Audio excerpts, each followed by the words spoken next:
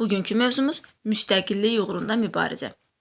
1982-ci ildə SSR-də Brejnev ölür, 3 dəfə hakimiyyət dəyişikliyi baş verir. 85-ci ildə hakimiyyətə gəlir Qorbaçov. Bu dövrdə artıq SSR addım-addım süquta doğru gedirdi. Qorbaçov da SSR-nin süqutunun qarşısını almaq üçün sürətləndirmə, aşkarlıq, demokratikləşmə adlanan yenidən qurma adlı islahatlar keçirir. Lakin bu vəziyyəti daha da pisləşdirmişdi. Bu zaman ölkə rəhbərliyi əhalinin diqqətini mövcud problemlərdən yayındırmaq üçün milli zəmində qarşıdurmalar yaradır. Çar Rusiyasının parçala və hökmranlığı siyasətini davam elətdirirdilər və bu məqsədlə Ermənistandan Azərbaycanlıların yeni deportasiyasına rəvac verildi. Eyni zamanda Dağlıq Qarabağda milli münaqişə ocaqları alovlandırıldı. Hələ 87-ci ilin sonundan etibarən Ermənistanın Azərbaycanlı əhalisi güclü mənəvi psixoloji təzyiqlərə, təhdidlərə məruz qalırdı. Bu zaman ermənilərin Daşnaqsütün partiyası fəallaşdı. Zori Balayan Ocaq kitabında Ermənistanı türklərdən təmizləmək, dənizdən dənizə böyük Ermənistan şüarları irəli sürürdü. Mərkəzi hökumət, yəni SSR isə ermənilərin cinayətlərinə səssiz qalırdı. Hətta bu dövrdə Qazax və Gədəbəy rayonlarından 1000 hektarlarla ərazilərin Ermənistana verilməsi haqqında qərar versə də, əhalinin səy nəticəsində bu planı həyata keçirə bilmədi. Başladılar Azərbaycanın Ermənistandan ikinci böyük deportasiyasına. 1988-ci ilin yanvar ayından ikinci böyük deportasiya başladı. Qərb Azərbaycanlıları zorla köçürürdülər. Yanvar ayının 25-dən Qafan və Mehri rayonlarının Azərbaycana ilk qaçqınlar gəldi və onlar həm Bakıda, həm də Sumqayıtda yerləşdilər. 88-ci ilin yanvar ayının 25-də ilk qaçqınlar gəldi Bakı və Sumqayıtda. Bu dövrdə 88-ci ilin fevral ayında məcburi köçkünlərin sayı xeyli artdı. Hətta onlar bir ssenari hazırlamışlar ki, elə bu ssenari əsasında 88-ci ilin fevral ayının 28-də ermənilər Azərbaycanlı adı ilə öz millətinə qarşı Sumqayıt fitnəkarlığını törətdilər. Qırğında 32 nəfər öldü. Qırğın əsas təşkilatçısı Paşa ləqəbli erməni Eduard Qriqoryan idi ki, o Sumqayıt hadisələrini daha da alovlandırdı. 32 nəfər ölmüşdü. Sumqayıt fitnəkarlığının törədilməsində məqsəd Azərbaycanın Ermənistandan tamamilə qovulması, Azərbaycanlılara qarşı dünyada mənfi ictimai rəy yaratmaq idi. Elə bu hadisədən sonra kütləvi deportasiya daha da sürətlənmişdi. Daha da artmışdı. Eduard Qriqoryan. Xanım da Eduard Qriqoryanı tanıyır, şəkil üzərində baxsaq. Baş verən hadisələrdə hər iki respublikanın rəhbərliyini günahlandıran Moskva onların dəyişdirilməsi ilə vəziyyəti tam nəzarətə götürməyə ümid edirdi. Yəni deyirdi ki, hər ikiniz günahkarsınız, ona görə rəhbəri dəyişmək lazımdır. Və 88-ci ildə həm Azərbaycanda, həm Ermənistanda partiya rəhbərliyi dəyişdi. Azərbaycanda Kamran Bağırovun əvəzinə Azərbaycan Kommunist Partiyasının Mərkəzi Komitəsinin birinci katibi vəzifəsinə əvvəllər Nepalda, Pakistanda SSR-nin səfiri işləmiş Əbdürrəhman Vəzirov təyin edildi. Deməli, Kommunist Partiyasının katibi vəzifəsi təsis olunub 29-cu ildə. 29-33 emsallar idarə edirdi. 33-53 Bağırov, 54-59 İmam Mustafayev, 59-69 Vəli Axundov, 69-82 Heydər Əliyev, 82-88 Kamran Bağırov, 88-90 Əbdürrəhman Vəzirov, 90-cı ilin yanvar ayından may ayına qədər isə Ayaz Mütəllibov olmuşdu. Yəni bu dövrdə Kamran Bağırovu göndərdilər, Əbdürrəhman Vəzirovu gətirdilər. Uzun illər Azərbaycandan kənarda işləyən, respublikada gedən mürəkkəb ictimai, siyasi və sosial-iqtisadi proseslərdən bixəbər olan, ana dilini yaxşı bilməyən Əbdürrəhman Vəzirov Azərbaycana rəhbərlik etməyə uyğun olmayan bir kadr idi. Onun yenidən qurmanın doğurduğu eyforiyaya qapılaraq xalqın mənafeyinə cavab verməyən siyasəti Azərbaycan cəmiyyətində daxili qarşıdurma yaratmış, Qarabağ məsələsində erməniləri öz xəbis niyyətlərini həyata keçirməyə daha da həvəsləndirmişdi. 88-ci ilin fevral ayında 88-ci ilin fevral ayında Ermənistan SSR-də Xan kəndində ermənilər mitinqlərə başladılar. Deməli, 88-ci fevral ayında Ermənistan SSR-də həm də Xan kəndində ermənilər DQMV-nin Azərbaycandan qoparılıb Ermənistan SSR-yə verilməsinə qarşı mitinqlərə başladılar. 88-ci ilin fevral ayında. Fevral ayında burada mitinqlər başlayandan sonra 88-ci ilin fevral ayında da Bakıda başladı. Fevral ayının 19-unda Bakıda mitinqlər başladı. 88-ci ilin fevral ayının 19-unda. İlk əvvəllər bu mitinqlər kör təbii idi. Yəni hələ kör təbii xarakter daşıyırdı.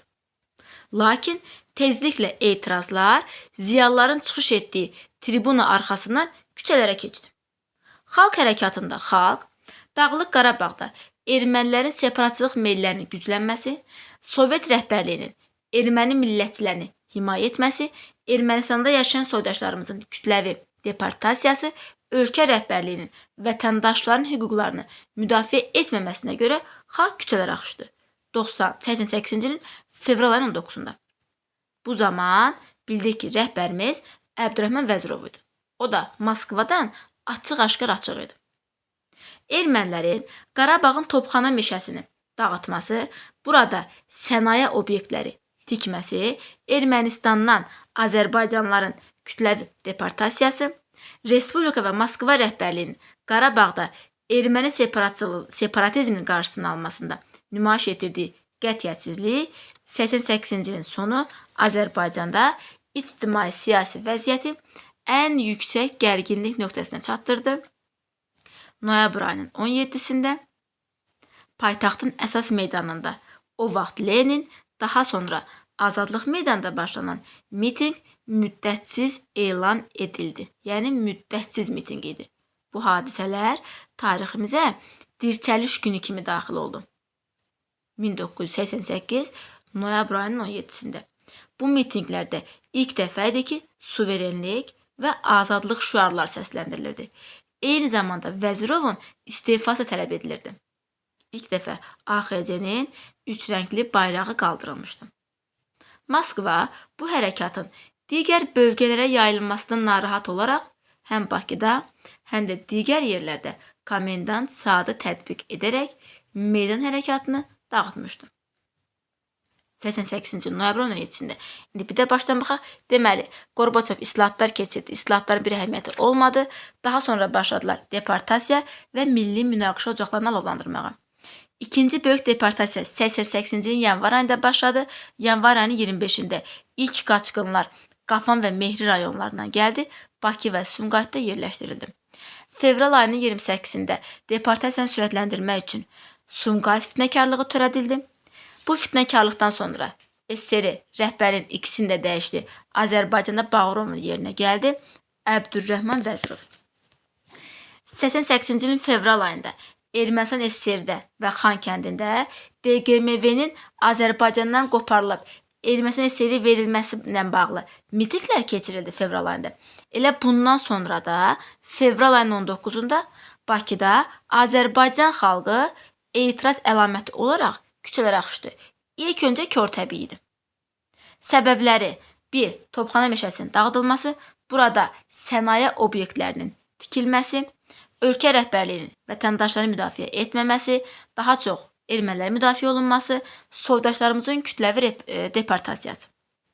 Topxana meşəsi dağılandan sonra artıq noyabr ayının 17-sində Azadlıq meydanında meydan hərəkatı başlamışdı. Bu hərəkat tarixə meydan hərəkatı kimi düşmüşdü. Noyabr ayının 17-sində ilk dəfə suverenlik, azadlıq şüarları səsləndirildi, Vəzirovun istifası tələb edilirdi. Bir də AXC-nin ilk dəfə idi ki, üç rəngli bayrağı qaldırılmışdı. Lakin qorxdular ki, başqa yerlərə də yayılır bu hərəkat. Ona görə həm Bakıda, həm də digər yerlərdə komendant saatı tətbiq edildi, meydan hərəkatı dağıdıldı. Daha sonra deportasiya başa çatdı 91-ci ildə. 88-ci ildə başlayan deportasiya 91-ci ildə başa çatdı.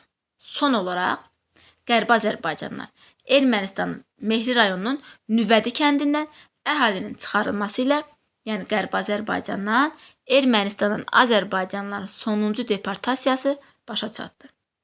91. 11-ci sinifə qayıdaq. Deməli, 88-ci ildə başladı, 91-ci ildə başa çatdı. 88-91. 88-ci ilin yanvar ayının 25-də Qafan və Mehri rayonlarından gəlmişdi. 88 yanvar ayının 25-də. 91-ci ildə son olaraq Mehri rayonunun Nüvədi kəndindən qaçqınlar gəldi və bununla da sonuncu böyük deportasiya başa çatdı. Bu deportasiyada 230 min nəfər Azərbaycanlı zorla köçürüldü. 230 min nəfər. Təkcə Azərbaycanlılar deyil, bu deportasiya zamanı həm 15 mindən çox Kürd, bir neçə min Rus da Ermənistandan çıxardılmışdı. Ermənistan monoetnik bir respublikaya çevrildi. Sovet hökuməti ədaləti qorumaq adı ilə ermənilərin cinayətlərinə göz yumdu və 100 minlərlə köçkünün taleyinə biganə qaldı. İndi baxaq deportasiyaya. 88-ci ilin mart ayının 2-də Ermənistanda yaşayan Azərbaycanlıların yeni böyük bir dəstəsi təqibdən yaxa qurtarıb Zəngilan rayonuna gəldi. Bu mənbə məlumat, analizdə yoxdur. Deməli, 88-ci ilin mart ayının 2-də Ermənistanda yaşayan Azərbaycanlıların böyük bir hissəsi təqibdən yaxa qurtarıb Zəngilan rayonuna gəldi.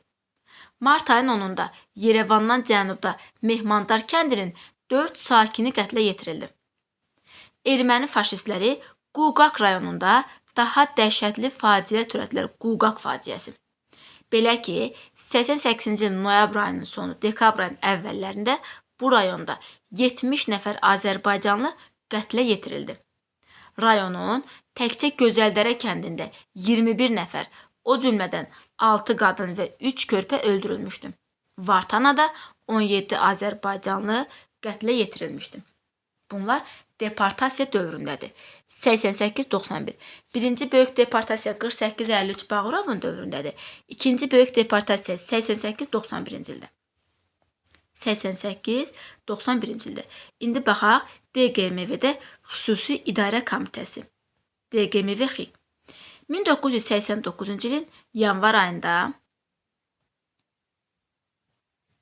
1989-cu ilin əvvəllərində, yəni yanvar ayında Voleskin rəhbərliyi ilə DQMV-də xüsusi idarəçilik formasının yaradılması haqqında qərar qəbul edildi. Deməli, 89-cu ilin yanvar ayında xüsusi idarə komitəsi yaradıldı. 89-cu ilin yanvar ayında. Rəhbər oldu Voleskin. Xüsusi idarə komitəsinin yaradılması ilə faktiki olaraq Azərbaycan vilayətin idarə olunmasını tamamilə kənarlaşdırıldı. Beləliklə, DQMV-nin ölkəmizlə bütün iqtisadi, siyasi, mədəni əlaqələri kəsildi. DQMV-də yaşayan Azərbaycanlıların köçürülməsi siyasəti yeridilmişdi. DQMV-də yaşayanların köçürülməsi siyasəti yeridilmişdi. Bununla da DQMV yarandıqdan sonra 89-cu ilin yay ayında Xankəndində yaşayan bütün Azərbaycanlıları şəhərdən çıxarmışlar. 89-cu ilin yay ayında. Buna cavab olaraq 89-cu ilin sentyabr ayının 23-də Azərbaycan SSR-nin Ali Soveti xalqın təkidi ilə tarixi bir addım atdı. Azərbaycan SSR-nin suverenliyi haqqında Konstitusiya qanunu qəbul etdi. Bu qanun xalqın qələbəsi idi. Deməli, 89-cu ilin yanvar ayında Voleskinin başçılığı ilə DQMV-də xüsusi idarəçilik komitəsi yaradıldı. DQMV-XİK. Məqsəd, yəni yaradılandan sonra Azərbaycan demək olar ki, idarəçilikdən kənarlaşdırıldı. DQMV ilə bütün iqtisadi siyasi bağlarımız kəsildi.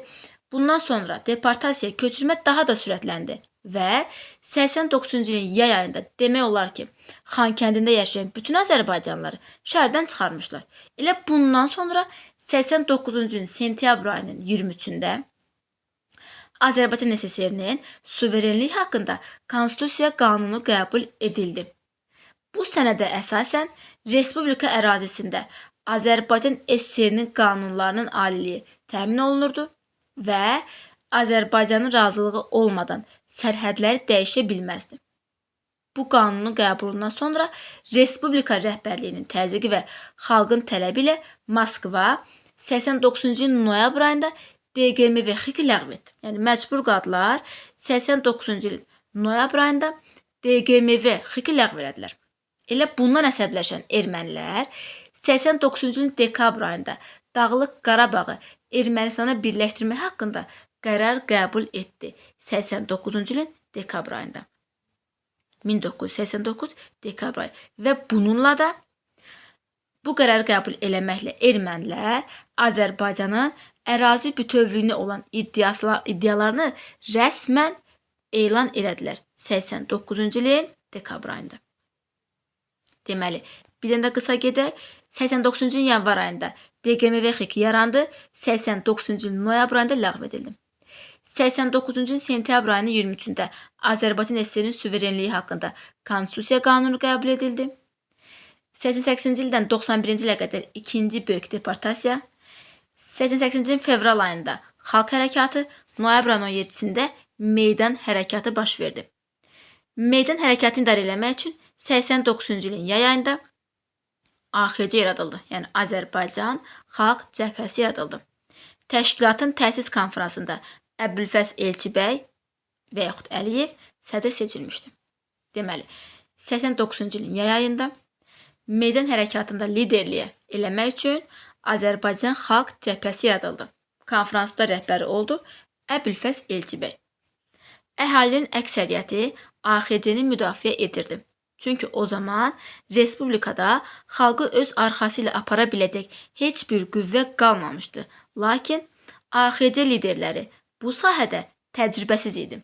Bu da təşkilatın səmərəli fəaliyyətinə əngəl törədirdi. Təşkilatlar arasında qarşıdurma və çəkişmələr xalq hərəkatında mənfi təsir göstərirdi. 89-cu il dekabr ayının 30-da deməli, suverenliyimiz haqqında Konstitusiya qanunu qəbul edildi.